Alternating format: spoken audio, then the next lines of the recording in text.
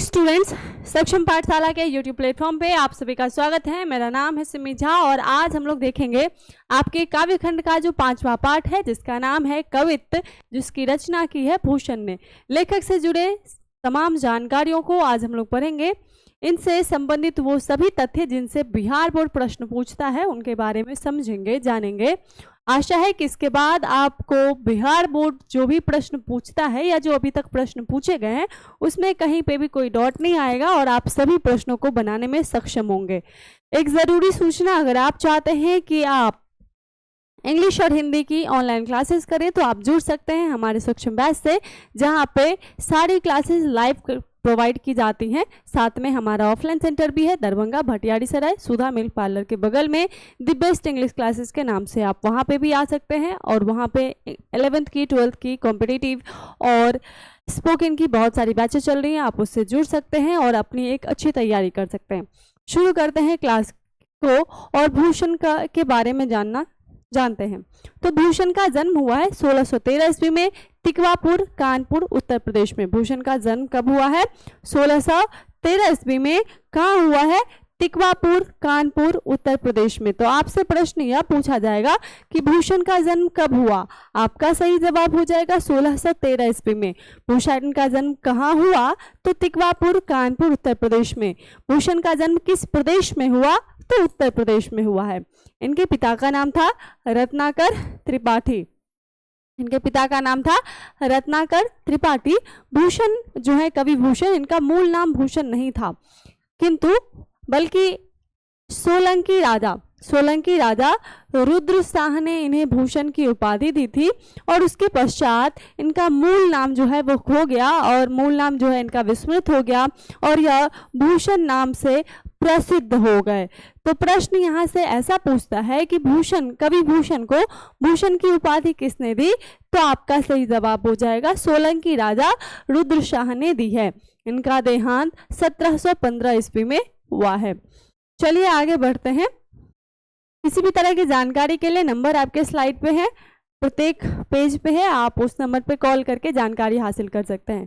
पहले के जो कवि होते थे वो किसी न किसी राजा के दरबार में रहते थे और वही जो राजा होते थे, जो महाराज होते थे, वो उन्हें आश्रय देते थे। कवि भूषण को कुल 3 राजाओं के यहाँ जो है आश्रय मिला था। कौन कौन? छत्रपति शिवाजी महाराज, उनके पुत्र शाहू जी महाराज और पन्ना के बुंदेला राजा छत्रसाल। छत्रपति शिवाजी महाराज, शाहू जी महाराज और बुंदेला राजा छत्रसाल, इन 3 जो है राजाओं के यहाँ कवि भूषण को आश्रय मिला था। ये उनके दरबार में थे, कविताएं लिखते थे और इनकी जितनी भी रचनाएं हैं वो इन्हीं तीनों के इर्द गिर्द हैं। भूषण के बारे में अगर कहें तो रीतिकाल के 2 प्रसिद्ध कवि चिंतामणि त्रिपाठी और मतीराम भूषण, ये भूषण के 2 भाई के रूप में जाने जाते हैं। तो प्रश्न आपसे यह पूछा जाएगा कि भूषण को किन राजाओं के यहाँ आश्रय मिला था? तो आपका सही जवाब हो जाएगा छत्रपति शिवाजी महाराज, उनके पुत्र शाहू जी महाराज और बुंदेला राजा छत्रसाल। उसके बाद प्रश्न ऐसा पूछा जाएगा कि मतीराम भूषण और चिंतामणि त्रिपाठी भूषण के कौन थे? तो आपका सही जवाब हो जाए कि वो दोनों इनके भाई थे। तो हम यहाँ पे देखते हैं कि भूषण ने जो रचनाएं की हैं वो किस प्रकार की रचनाएं हैं और किन किन से संबंधित है। तो पहले इनकी रचना है शिवराज भूषण। शिवराज भूषण में कुल 384 छंद हैं और 105 अलंकारों का प्रयोग किया गया है। इसमें आपसे प्रश्न यह पूछा जाएगा कि शिवराज भूषण किसकी रचना है?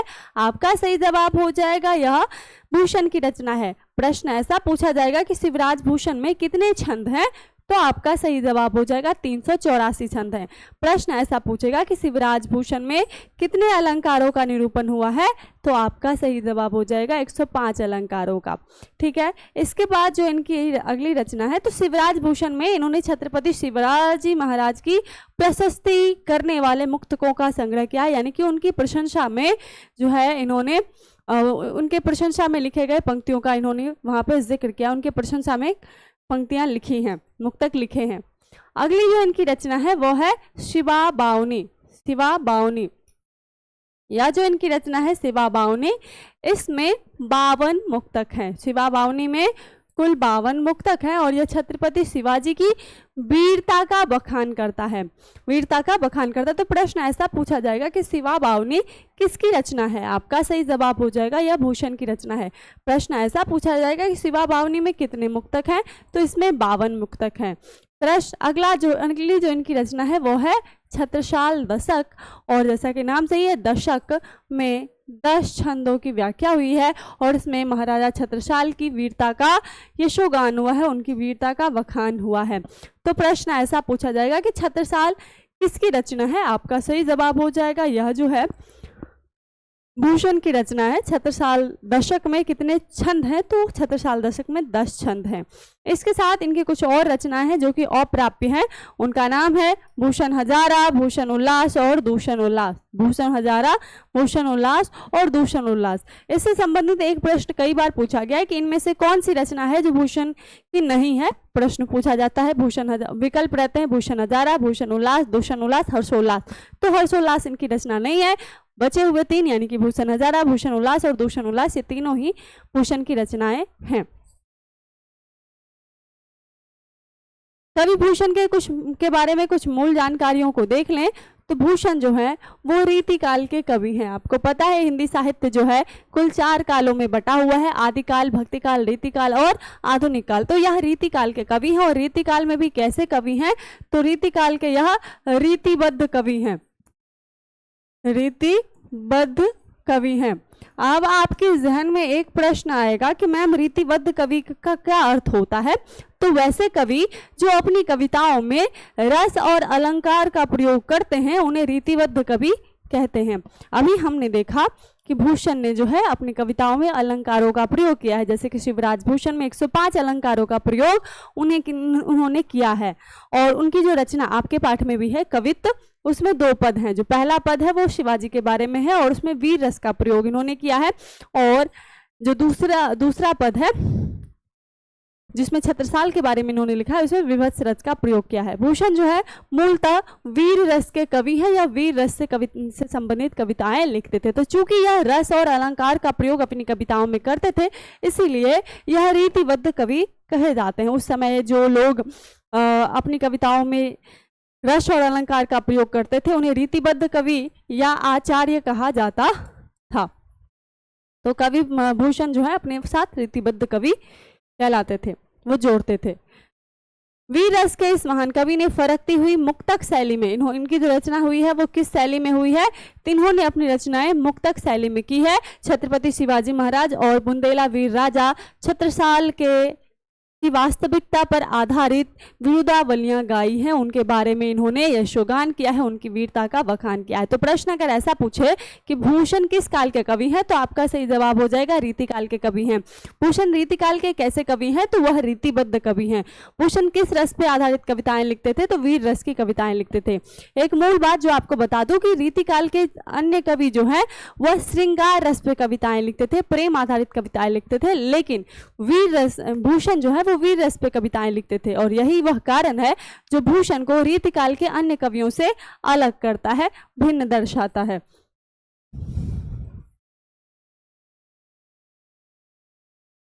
हाँ देखिए मैंने यहाँ पे लिख भी दिया है कि वैसे लोग जो अपनी कविताओं में रस और अलंकार का प्रयोग करते थे उन्हें आचार्य कवि या रीतिबद्ध कवि कहा जाता था।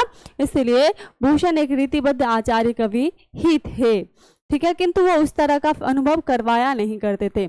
जहाँ पे रीतिकाल में अन्य कवि जो हैं वो श्रृंगार रस पे कविताएं लिखते थे, श्रृंगार रस को प्रमुखता देते थे, वहीं पे भूषण जो है वह वीर रस को प्रमुखता देते थे और वीर रस पे आधारित कविताएं ही लिखते थे।